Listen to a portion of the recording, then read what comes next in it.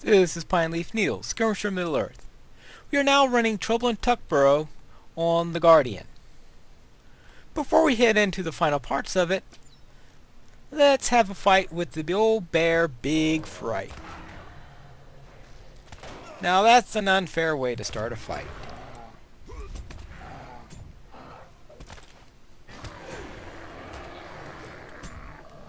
As you can see, he likes to knock you down and roar at you.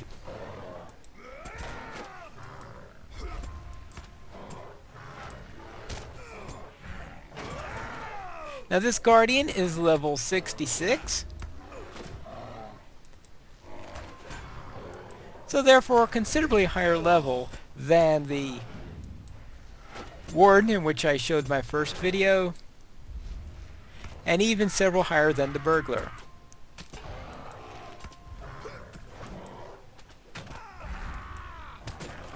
Though certainly not as high as the Captain was.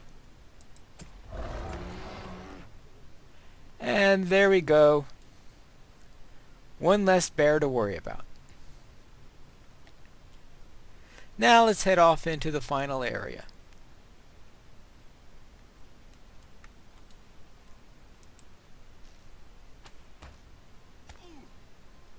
Now I've got no idea why he insists on running in that direction when there is a nice clear path to me going just straight. I've never quite understood the logic of some of these attackers, but then they're brigands. Did you really expect logic from them? Now, the moment you'll see that I am running with, yes, another archer. Flax gets around quite a bit, doesn't she?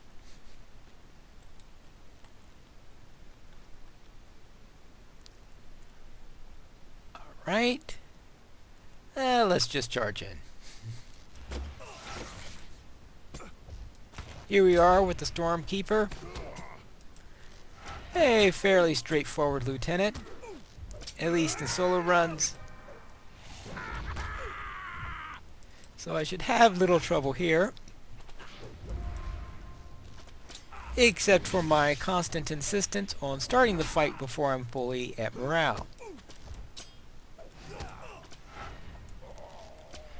You really didn't want to wait for me to get the full morale, did you?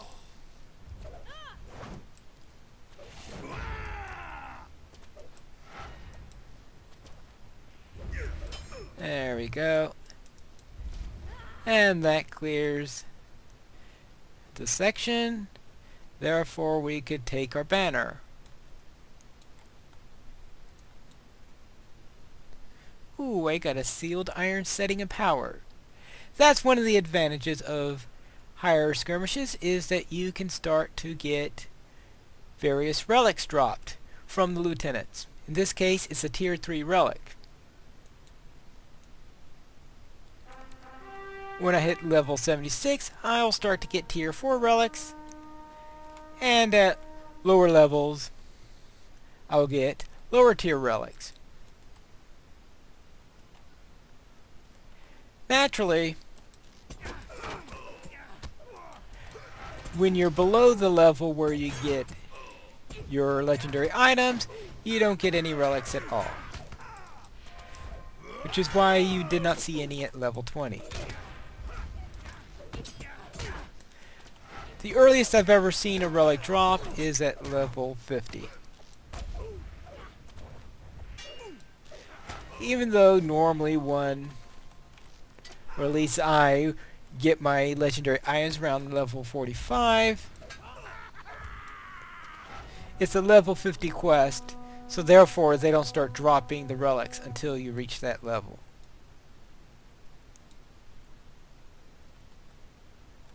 Alright, what's the lieutenant here?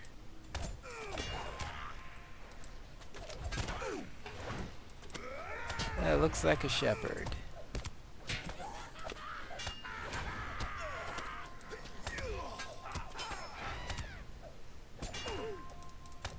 Shepherd is one where I normally try to be careful not to damage the Lieutenant, so as to avoid triggering those worms.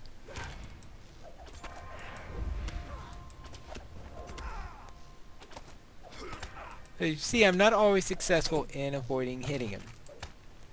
Uh-oh. Well, that's not good.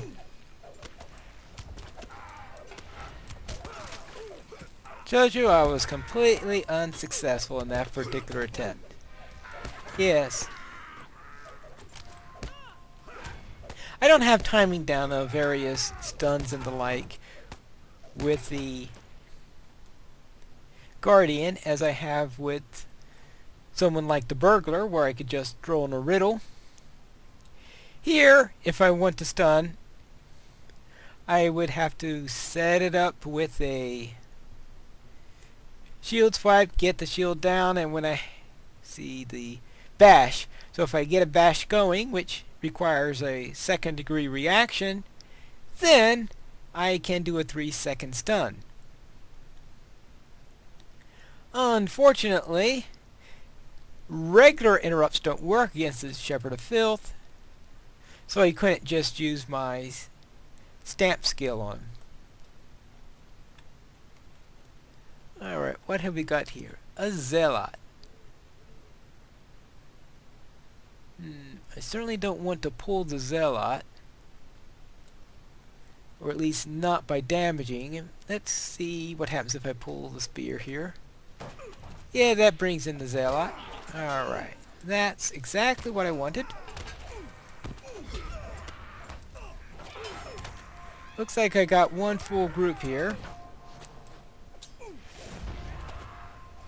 It's best if you could get a little bit less than a full group, but obviously I'm not always successful at doing that.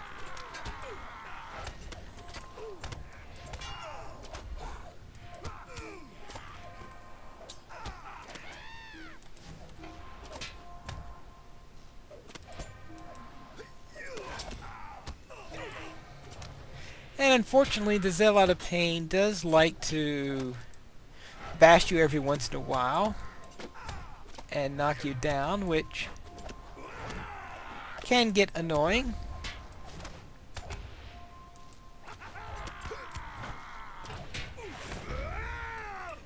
And that's the disadvantage of not getting rid of him quickly, is that he has more time to do the bash. Unfortunately, I better tell my soldier to fight. Your soldier will not fight a Zealot of Pain until either A, you tell him to, or B, the Zealot is down to a quarter morale or less. And the reason for that is because at the 3/4, half, and quarter point, the Zealot comes up and yells and tries to give a buff on his friends. And the only way to stop that is don't fire on a Zealot when he has friends in the area. Therefore, the soldier, knowing how dangerous that is, decides to refrain from attacking the Zealot at all. Unfortunately, your your soldier doesn't know enough to distinguish when there are others in the area that could make it dangerous and when there's not.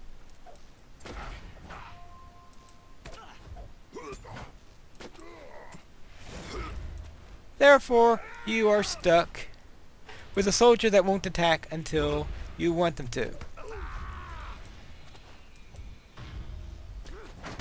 Now, fortunately, the Kegmaster can be interrupted with a regular interrupt. And now, let me get rid of these you drink debuffs that are currently on me. Since I don't, well, I guess I could fight a Rager while drunk.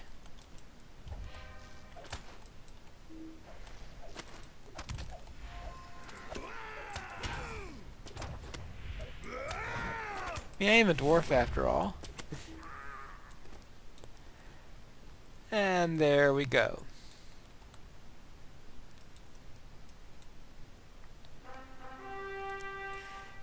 Now for the final. Obviously, if I've survived everything else that's been thrown at me, this shouldn't be too much trouble.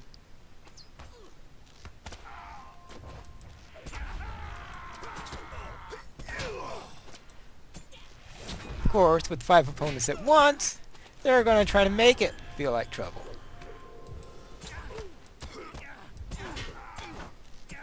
Alright. Well, fortunately, I got the archer helping with things. Now, I am running this in Guardian stance, figuring that I have the archer to help with the DPS. Therefore, I'll use the defensive stance in order to increase my survivability.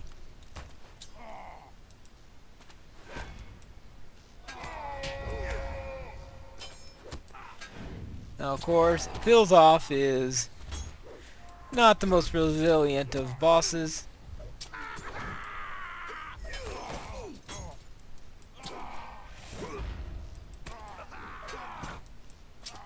So he lasts a little bit longer at level 66 than he did at level 20.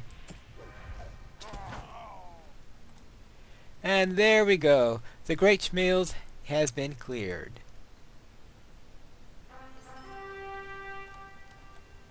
And what's in the chest? Now here I get a fused bronze relics. Now while lieutenants always drop tier 3 relics, when you are going to the chest is more variable. The lieutenants drop a single type of relic, while you get mixed fused ones when you're here, and they can be either tier 1, 2, or 3 up to the tier in which the lieutenant drops are. So I could get 1, 2, or 3 here. In this case it's 1. Of course, when I open it, you tend to get a ton of tier 1 relics when you open up a fused bronze. And that concludes this run through of Trouble in Tuckborough with the Guardian. This is Pine Leaf Needles. May your shield protect you, and your spear never break.